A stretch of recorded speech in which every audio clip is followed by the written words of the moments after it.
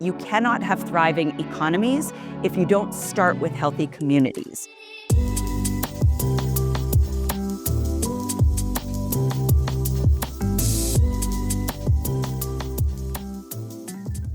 We have Jen Lotito here. She's the CEO of Red. Jen, tell us a bit about Red. What do you do? Absolutely. Well, first of all, thank you so much for having me here on a beautiful day. So Red is all about bringing companies into the fight against HIV. We were started 19 years ago. So By Bono, right? By Bono and Bobby Shriver. Yep. So next year marks our 20th anniversary. It's my 17th year at Red. But really, when Bono and Bobby came up with the idea for Red, what they didn't do is think that the world needed another AIDS fighting organization. That was not the reason why they started it. They started it because the Global Fund, which is the recipient of all of our funding, was getting all of their money pretty much from governments and no money from the private sector. Right. And so that was a problem, and they were going to lose their charter if they didn't bring the private sector into it. And so they came to Bono and Bobby and said, what would you do? And they said, we should create a brand like Nike or Apple and bring the world's most creative people to work on behalf of the world's poor. And that's how Red was started. So Red was chosen. It's the color of an emergency. We are still living in an emergency, even though people might not realize that. Tell us a little bit more about that, because many people might feel that AIDS is something of the past. It's already... Unfortunately, that is very true. People do think that AIDS is over, especially for people in the States and other countries. Because we're privileged, right? Exactly. Our lives have been a little bit different, which is what Red is all about, right? Is addressing that injustice, that if you live in Lusaka in Zambia, you're going to have a different experience or a different, you may get diagnosed with HIV and you might have a different experience than, let's say, you get diagnosed with HIV in New York City. Do people still die of AIDS? Well, it's an important question, especially right now. I have spent a lot of time on the continent, and what you find is that people are getting on treatment. So no, they are not dying. However, as we all know, the recent cuts to USAID and others are going to this is going to be a big challenge. So we are starting to see, I was just talking with somebody in South Africa, and she was saying that someone on her team who is living with HIV, like many people do and live healthy lives, is now in hospital because they can't get their drugs. Right. The thing about HIV is there are drugs, like they're called ARVs, and when you get on them, you take them every day, and you measure your CD4 count, your viral load, and everything else. It gets suppressed, and you are healthy. And there's universal access to these medications right now? Exactly. So on the continent of Africa, in most countries, the medicine, the ARVs, are paid for either by the Global Fund. So the money that our partners generate goes to help fund those. Some countries like South Africa, they pay for all of the ARVs, and then we focus on prevention programs. So the idea is that there is universal access to ARVs, but when USAID gets cut, when PEPFAR gets cut, so far the Global Fund has not been cut, but that is going to potentially turn what has been incredible progress. It may come full circle, and that would be an incredible injustice for the world. Let's talk about, so you mentioned the US administration, its current policies. Besides USAID, does it affect your activity in general, directly or indirectly? Yeah. Is it harder to raise money? How does it affect you? So it's, obviously it's been 5 months. So we're going to see. And I think we've been going through a little bit of a shock, in the beginning, settling, now figuring out, what does everybody want to say? What does everybody want to do? At Red, personally, we don't take any money from government. So we are not personally affected. However, the work on the ground will be affected. And that's what we all work for. So, we will see. And then obviously, to your point about generating money from companies, we've got to see where companies are going to, we have a number of partners, many of whom are not comfortable saying anything just yet. They are comfortable with us saying it. We are a nonpartisan organization. We are very fact-based, even if we're living in a fact-based, a factless world. But we are out there trying to get the story. I was mentioning to you before, I was in Kenya last week. We had the ability and the opportunity to talk with people who are the beneficiaries. And it is not good. It is not good. These people are going to lose their lives if they can't access their meds. So we are. So it's a distribution problem now at this point? It will be a financial problem. It's both. It's a financial problem because we need the money to pay for the drugs that some of it comes from the Global Fund, but that's one small piece. And then the distribution part is USAID has the infrastructure that did all of that. When those stop work orders came through, it did what it said, stopped work immediately. And for some, it was a bit vague, but they were so worried about any sort of impact about being seen as not listening. So there's, those stop work orders are in the courts.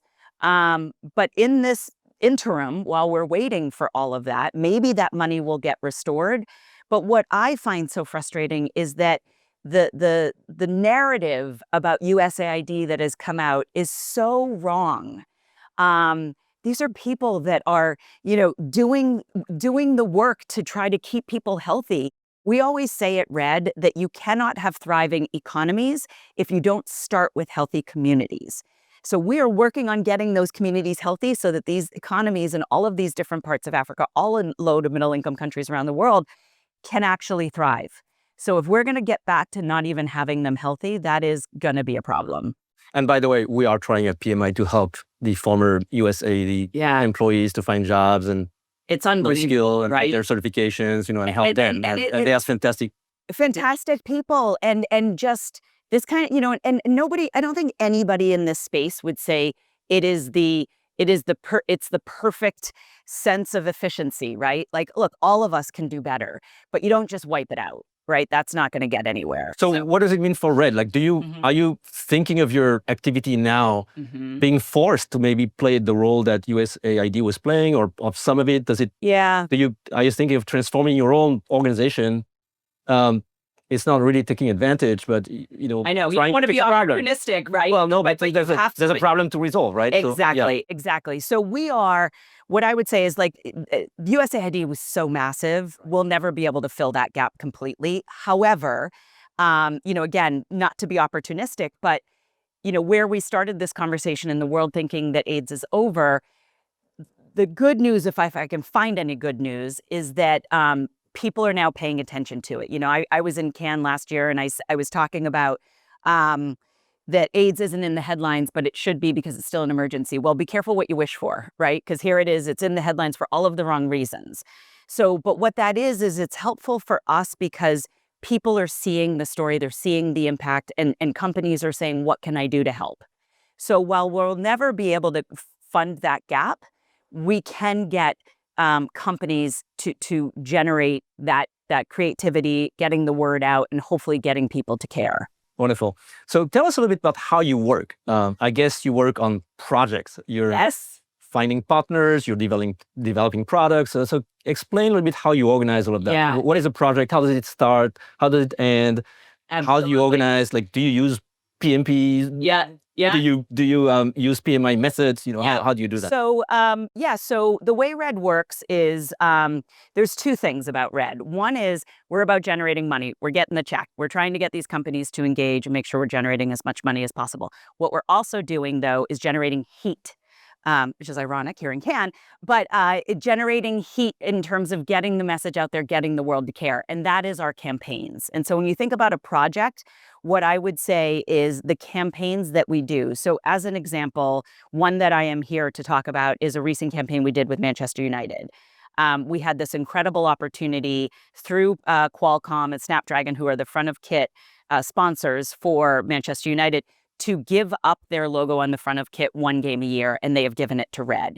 So this was about a year in the making, 3 different teams. You got Manchester United's team, you've got the Qualcomm team, and you've got the Red team, all working together towards a similar goal or the same goal. And I will say, as I was mentioning it yesterday, it was extraordinary.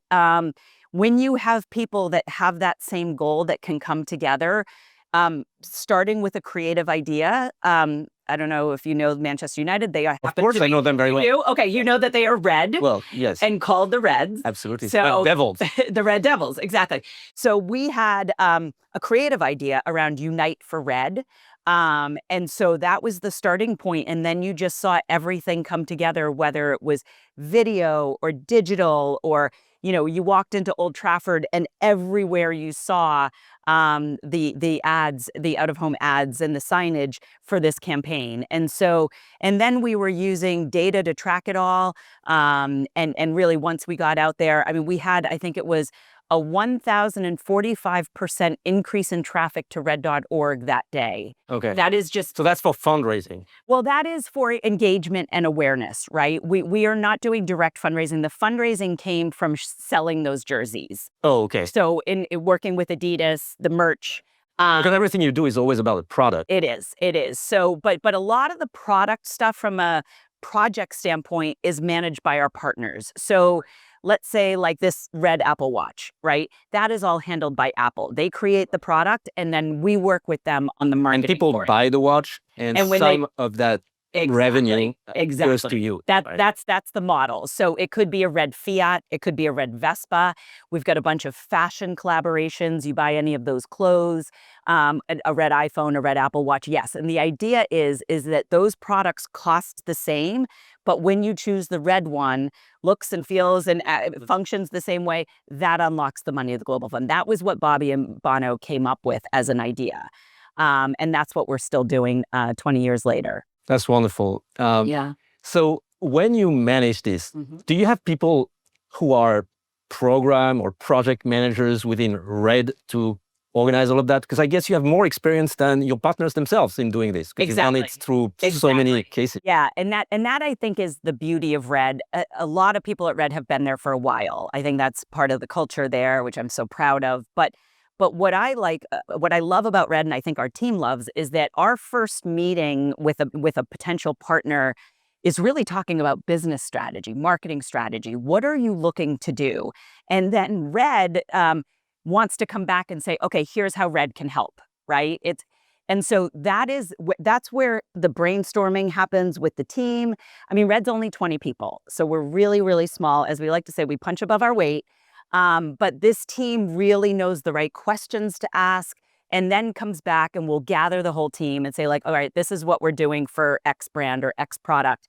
And then they go and do the back and forth with the partners and the partner says, well, you know what, this is the target audience we're going after. This might not work or that message isn't quite right. And one of the things that I find really great about Red is that, yes, we are focused on HIV, but HIV there's such a bigger story there. So I'll give you an example, which is if a young girl stays in school, she is going to have a much less chance of becoming HIV positive. So what we need to do is create programs to ensure that girl stays in school. That is peer programs, that is, the going into the schools and making sure they have a community, making sure they understand what it means to stay healthy, sexual reproductive health. So while that might not lead with an HIV lens, what we like to do is if somebody says, well, I want to be about education, I want to be about climate, I want to be about this, okay, we can make that work. It's not, we don't typically lead with HIV because this is about getting healthy communities. And why are you focused so much on HIV today? Why don't you expand your model? Because there's no reason why you couldn't. Thinking about the future, that is, and I have to say in my many years at Red, we have had a lot of people come and say, well, what about, your product Red? What about product blue for water, or product green for the environment? I don't know, maybe, right now, I feel really strongly that this is why we were started. And we have some of our partners. It's a cause that needs to be addressed. It needs to be addressed. And I feel it would be a disservice to this work and disservice to the HIV community to walk away. But to your point, maybe you expand. And so that's probably one of the biggest challenges of having a small team is that you're so focused on getting that work out there. You've got to try to think the big picture, which is what I try to do, but it's not easy. But who knows? Never say never. Right. Let's talk a little bit about the nonprofit man. So you run a nonprofit. Yes. What does it actually mean, a nonprofit? I mean, it's ironic being here. I was saying this yesterday. In amongst, there's so much money here, right? And you see the parties and you see how much money is being exchanged. And I mean, full disclosure, I used to work on the agency side, so I get it. But I guess after being in the nonprofit space for so long, it just seems, I don't know, it just seems so over the top. And so I think for me, I'm so focused on squeezing every dollar. Right.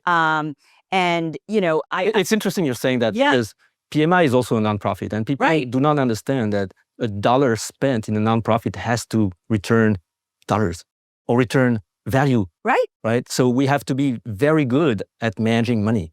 Every penny.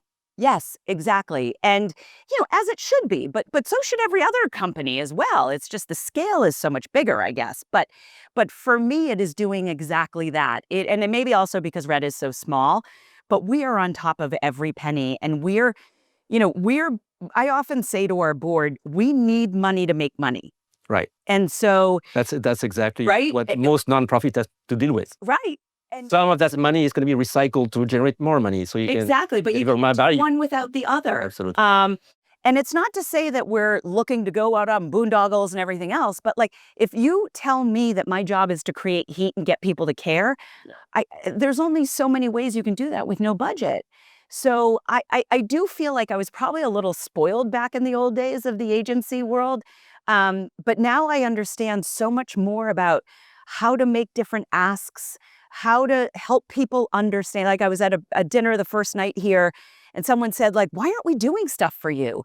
We have to do stuff in the nonprofit world. I'm like, okay, let's do it. And so what you have to do is just help the others understand why working with Red and help us deliver our message can also be good business for them. Absolutely. And so that's what I think you have to really, it takes a while in this space to understand that. But I also feel like every time I go into a meeting, I want to know what's a win for you. A lot of people go in and say, how am I going to get out of here? And how am I going to succeed? How am I going to get my bonus and everything else? No, I want to know what's a win for you. And then it's on me to figure out how to get there. Right. And it's the same in project management. Exactly. Like if you're only focused on execution and not on the needs of your stakeholders, it's not going to work. Or you're going to hit a bunch of challenges that down the road, if you had just addressed them up front, everything else would have gone smoother. So yeah, it is absolutely a part of that as well. So how do you create this culture at Red of we're a nonprofit, but we also want to be very well managed and think business and talk business with our partners and with everybody else? How do we do that? Well, as I was saying to you before, nobody comes to Red for the paycheck. If they wanted a big paycheck, they'd probably go somewhere else. So that's why it's on me to create a culture of why people love to work at Red. And as I was saying, a lot of people at Red have been there for quite a while. And I think that's because I lead by example. I expect everybody to respect one another, support one another. And I always think Red is what you get out of it. So I always say to my team when I'm having different, I meet one-on-one with every team member a couple of times throughout the year. And I'm like, what do you want? What do you want out of Red? Where do you want to be in 5 years? Oh, well, I'm a creative director, but I kind of like, the impact side. Okay, well then let's talk about how you can get some impact experience. What I want, which sounds kind of crazy when I say it out loud, is I want you to have the best resume you can have when you leave Red. Because I get people who call me and they say, oh, I'm interviewing someone from Red. I'm assuming they're amazing, right? I'm like, okay, well, let me know who it is. But because I really believe in nurturing the talent of this team. And that is the culture that I really believe in. And at a nonprofit, that's critical. This work is really hard. It's really hard, but it's so important. And so for me, I want to make sure everybody on my team understands that. And I want them to be able to feel that impact. I want them to know, here is the role that you're playing in this campaign or this event or whatever. It's easier to do that when you only have 20 people and you're all sitting around an office together. But that, I feel, is the beauty of Red. Do you find it easier to attract people today to a nonprofit than it was 15 years ago, or is it the same? Well, I think the job market has changed. And we've gone through this weird thing of like during COVID and everyone's like, I want to work at home. And I'm like, I don't want you to work at home because I love all of us being together and ordering lunch together and everything else. I think it's probably gone through peaks and valleys. And the reason why I say that is I think everybody thinks they want to work in nonprofit, right? I want to do good. I'm at the stage of my career. I want to do good. And then I'm like, okay, well, this is what that means, and some people are like, oh. So, I think that it seems like it depends on the day. I also feel like when you put a job opening out there, I feel like everybody's getting like 600, 700 resumes, right? And so it seems like there's a lot out there, but Red's very particular in what they're looking for. It has to be like a cultural fit. It has to be those people who we don't have a playbook at Red. We've got to, you come in here and you got to be ready to do it all. No job is too big and no job is too small. So, trying to find the right people for that and weeding through the hundreds of resumes. So I do think there's a lot of people out there, but not everybody is going to be right at Red. So I think it's always tough. It's always tough. But a lot of people say, "Oh my God, I know Red. I want to come and work there." Okay, all right, but you got to be ready for all this. It's not easy. And so what does it take? So what I always look for is a couple of things. One is you've got to be resourceful. I think I put this to the test this morning trying to get here without my Uber arriving. So you've got to find alternate ways. There's no direct path. And you get assigned something, you may have never done this before. Like I remember a few years ago, U2 decided that they were going to play a concert in Times Square for free. And they were like, okay, Jen, you're going to produce it. And I'm like, me? I never worked in music. I don't know how to put a concert on. What are you talking about? You figure it out. That's what you have to have at Red. I want you to be resourceful. I want you to be really creative. I want you to be very resilient because, when you're doing things for the first time, it's pretty scary. You're probably going to screw up. That's okay. I'm here to back you up. But you also, one of the biggest things I find is you have to be curious. You have to ask questions. You have to ask the right questions because inside of every idea or the thousands of ideas that you're seeing is one little gem. And I need someone to be curious enough to ask the questions to get to that point. What about execution? Do you need people who are very good at executing? Yes, that is critical. I'm asking this as Project Management Institute. Right? Of course. But you know what? Those are the people that are the absolute gems. And it's not for everybody, right? Some people, when it gets to that point of the execution, just cannot figure it out. And other people are like, yep, I got this, I got that. And they just take it over. Those are my favorite people because you need the bus driver. You need the person that's telling everybody. And when you figure that out, the challenge is that person then always gets picked to do it. And that's not really fair, right? Everybody should be as good as that person. But when you find that good one, that is a skill. That is a skill for sure. Wonderful. Jen, you were in Africa last week. Yes. And you came here to Cannes. Why? I came here to Cannes because it's really important for the world to hear about what's going on. And this space is filled with the best storytellers in the world. This year in Cannes, we hear a lot about AI. Mm-hmm. Does AI have any impact on what you're doing? On the people you serve? Yeah. I mean, obviously we're here. That's what everybody's talking about. So I've been obviously thinking about it a lot. There's a couple of different things that I see as the future of AI for us. One is, as I talked about before, is like how Red does our work. And so we are actually creating with our partners at Salesforce an AI agent through Agentforce, which is going to help us really with that process of business development. Right. So out there prospecting, how are we following up? How are we finding them? So we're going to be that's our first toe in the water. I'm also actually, my next thing after this is to launch an AI radio station. So we'll be doing that. That is a station. You'll have to stay tuned. It's called FYI Radio. That is something that will.i.am has developed. And essentially, it's like a bespoke radio station that you talk to and it talks back to you. So we will have something that pulls in using AI all of the data about Red in our 20 years. And if you're curious about Red, it will give you that information. It's a fascinating model. So we're just dipping our toe in the water on that. But what I think is the bigger opportunity is, so Red and everything we do is one thing. The money that the Global Fund puts to work on the ground across 100 plus countries, that I think is where AI is really needed. And, making sure it's going where it needs to go, tracking it, the efficiency, how do we get better at that? Because the scale is so massive. I would say that's a bigger opportunity and one that isn't as far along as we need it to be. So it could change the game for where we go in this battle. But I also have to imagine, and this isn't my area of expertise, but life science companies that are doing all of this work. Actually, just yesterday, the FDA approved something called lenacapavir from Gilead, which is a long-lasting injectable that you inject twice a year. It's PrEP, so it's a pre-exposure prophylaxis. So essentially what it does is it's protecting you. It's the best thing we've got that it isn't a vaccine. So essentially what it does is you get 2 shots a year and it will stop you from getting HIV. So those who are in marginalized communities, female sex workers, men having sex with men, those are the last mile for us to end this disease. If we can get those injectables out there, which hopefully after yesterday's FDA approval, we'll start seeing it by the end of the year, that is a game changer for this fight. And that's what you and I'm you want doing to AI, and you need all of that to make sure these new innovations that are happening are just going to happen so much quicker with AI. And how does it feel thinking of the end of AIDS for Red? I know, that's what keeps me going. It's what keeps me going, right? Especially, I think a lot of people, I'm 54. When I was in college, this was a terrifying disease. There was no treatment. We have come so far. We need to get all the way to the end. We are close. There's a lot of jeopardy. But it is what keeps me, this where we are right now was unfathomable about 20 or 30 years ago. Unfathomable. We've got nearly 30 million people on treatment. We are decreasing new infections, but we got to get to that finish line. That last couple miles of any race is the hardest.